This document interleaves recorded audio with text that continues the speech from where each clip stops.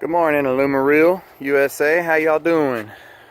Well, I have finally figured out how to quickly and easily upload videos onto YouTube, so y'all get ready. We're gonna start having a few more videos coming in and out. So I've had a lot of people asking me, how do you mount these skid rails into your truck bed? And I've tried explaining, but you know what, pictures, movies, they're worth 1,000 words. So let's get right to it. Obviously you can see the whole skid system. It's on a forklift.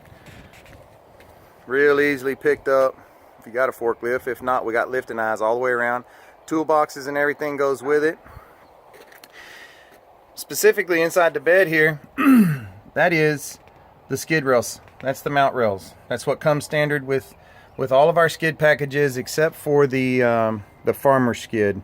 Farmer skid, you purchase them separately. This is a 2018 F250, and if you can see, it's got the factory installed hitch kit already in it. I've made some minor modifications to our skid rails. If you can see, I made minor modifications because I still pull a gooseneck, and I still hook up a standard, well, not in this one, but I do pull a gooseneck with this truck. These are the skid rails though. When you go to our website, if you hear anybody talking about it, that is a skid rail mount. Okay, there's two of them. They don't bolt to the aluminum body, but let me show you where they do bolt to. You've heard me talk about CURT Manufacturing. CURT Manufacturing. Go to their website, go to the underbody fifth wheel hitch kits, enter in your truck information, and it'll pull up the right product. Let me show you what it pulls up for this truck specifically. 2018 F250 3/4 ton with a factory hitch already installed. This here, this is the factory hitch. These here, this is the CURT.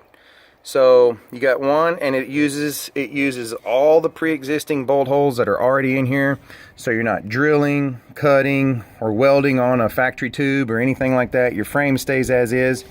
It bolts up. Here's the front one on this one. That's what the back one looks like on this one. It's going to change with different trucks, different models, obviously. The easiest way to do this is when you go to have these things installed, if you put them in yourself, you can do it yourself. If you want to have a CURT manufacturing rep do it, have them do it. Don't matter. Whenever they get this put in, though, it's highly suggested to go ahead and from the bottom side here, poke a hole so you have a reference point as to where this bolt's going to go, so that you don't have try to do all your guessing up top and turn your bed into Swiss cheese. All right, so that's pretty much it in a nutshell. One last good look here. Sun's kind of fading out, but anyways, you get the gist. All right, y'all stay tuned. Keep watching. I'm gonna be posting more. If you have any questions, shoot me a message. If you want to see certain things, or if you want something explained, this is probably the easiest way to do it at this point. All right, hope everybody's doing well. Have a safe weekend.